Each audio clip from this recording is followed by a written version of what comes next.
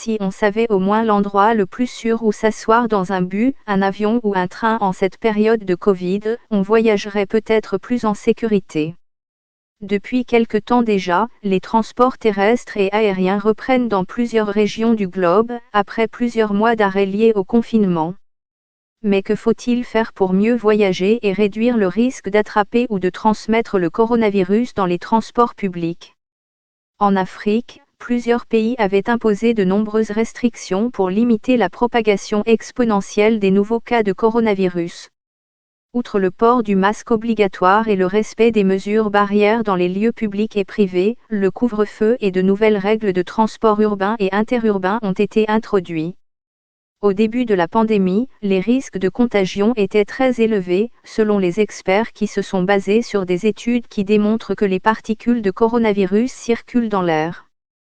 Si vous êtes assez proche pour sentir l'haleine chargée d'ail de quelqu'un dans les transports publics, vous risquez également d'inhaler le virus qu'il transporte, dit-il. Au Sénégal, par exemple, pour lutter contre le Covid-19, le gouvernement avait publié le 25 mars 2020 un arrêté ministériel relatif aux mesures de restriction dans le secteur des transports terrestres. L'embarquement des passagers dans les bus, minibus et autocars effectuant le transport public et privé de voyageurs se fait dans le respect des places assises et d'une distance d'au moins 1 mètre entre les passagers, recommandait cet arrêté à son article 2. Dans ce même arrêté, il est clairement souligné que le nombre de passagers devait être limité à la moitié du nombre de places indiquées sur la carte grise des véhicules. Mieux, les taxis urbains d'une capacité de 5 places ne pouvaient plus embarquer que 3 passagers, dont le conducteur. Mais depuis la levée des mesures de restriction, les vieilles habitudes sont reprises et les transports publics redeviennent surchargés. Dans ce cas, comment un passager avisé peut-il réduire ses risques de contamination ? Bref, il faut respecter les mesures sanitaires édictées par les professionnels de la santé publique pour réduire les risques de contamination de manière significative. Selon les experts, les avions sont les endroits les plus sûrs du globe pour éviter la contamination au coronavirus. C'est aussi l'avis de Jean-Brice Dumont, l'ingénieur en chef d'Airbus, le géant de l'aérospatiale, qui affirme que l'air dans les avions modernes est très pur. Toutes les 2 ou 3 minutes, mathématiquement, tout l'air est renouvelé, dit-il. Cela signifie que 20 à 30 fois par heure, l'air qui vous entoure est entièrement renouvelé.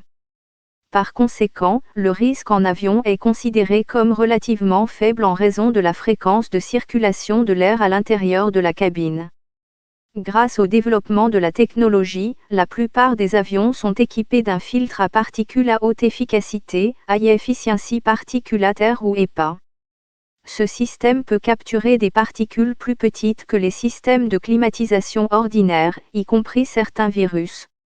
Le filtre mélange de l'air frais provenant de l'extérieur de l'avion avec l'air déjà présent dans la cabine. En comparaison, dans un bureau typique il y a 2 à 4 renouvellements d'air par heure, et 4 à 6 par heure dans les zones communes des hôpitaux. Mais il peut être plus difficile de prendre une distance sociale vis-à-vis des autres dans un avion. Il est peu probable qu'une maladie infectieuse respiratoire véhiculée par des gouttelettes soit transmise directement au-delà d'1 mètre du passager infectieux. Ainsi, la transmission est limitée à une rangée devant ou derrière un passager infectieux, ont conclu les chercheurs de l'Université Emory d'Atlanta autour d'une étude réalisée en 2018.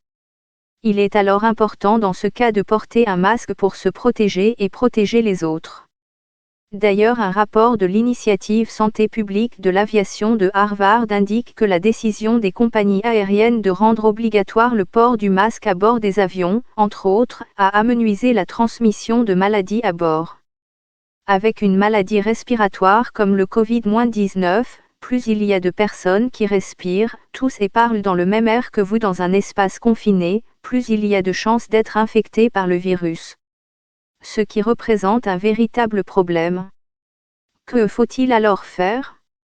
Dans cette quête de sécurité, les voitures sont réputées être plus sûres, si elles sont utilisées en famille.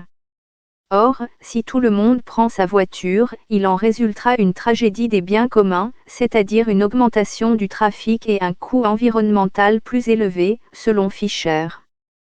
Les voitures sont très inefficaces dans l'utilisation de l'infrastructure urbaine. Si nous nous déplaçons tous en voiture, personne ne bouge, déclare Carlo Ratti, directeur du Sensable City Lab du MI à Cambridge, dans le Massachusetts. Comme la ventilation et l'air sont tout aussi importants, où doit-on se mettre dans le train, le bus ou l'avion pour être plus en sécurité?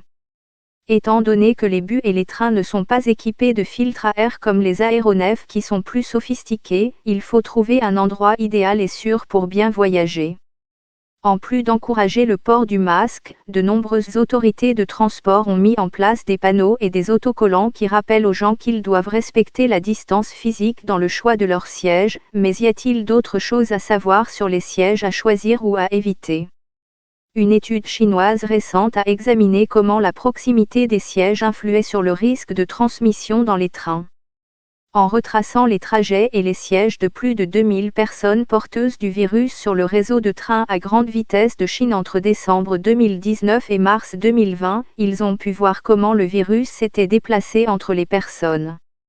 S'asseoir dans la même rangée, et surtout adjacente, comportait le risque le plus élevé dans ce cadre particulier. Il semble que les dossiers entre les rangées sur le type de train qui l'ont examiné, un train interurbain chinois à grande vitesse, aient pu constituer une sorte de barrière. Les personnes assises sur la même rangée lors d'un voyage interurbain peuvent également avoir dû se croiser de très près pour aller aux toilettes ou prendre des rafraîchissements. Il est toutefois important de noter que les chercheurs n'ont pas pu exclure que la transmission sur les rangées était plus élevée parce que les personnes assises à côté sont plus susceptibles d'être des membres de la famille ou des amis, déjà en contact étroit. Les trajets plus longs, peut-être sans surprise, augmentaient le risque, même pour les personnes assises à quelques rangées de distance.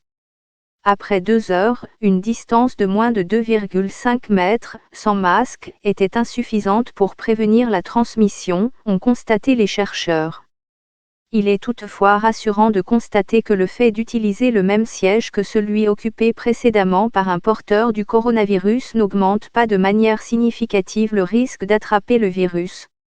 En effet, le risque de contracter le virus à partir de surfaces contaminées est désormais considéré comme beaucoup plus faible qu'on ne le pensait. La principale agence sanitaire américaine, le Centre de contrôle des maladies, Club des 100, affirme que le risque d'attraper le Covid via des surfaces contaminées est inférieur à 1 sur 10 000. Une étude menée par l'Imperial College de Londres pour le compte de Transport for London en février dernier a testé des échantillons de surfaces telles que des escaliers mécaniques, des boutons et des poignées et n'a trouvé aucune trace du virus. Il faut trouver une place assise près des fenêtres car en se mettant à côté des fenêtres, le voyageur a le privilège de les ouvrir à sa guise. Il faut bien garder les fenêtres ouvertes pour favoriser la circulation de l'air pour disperser les éventuelles particules en circulation. Seulement, cela ne suffit pas, selon les experts. Il faut aussi bien contrôler son volume de conversation à l'intérieur. Ainsi, un wagon de train cacophonique où chantent des fans de sport présenterait donc plus de risques qu'un bus de banlieusards silencieux lisant leur téléphone.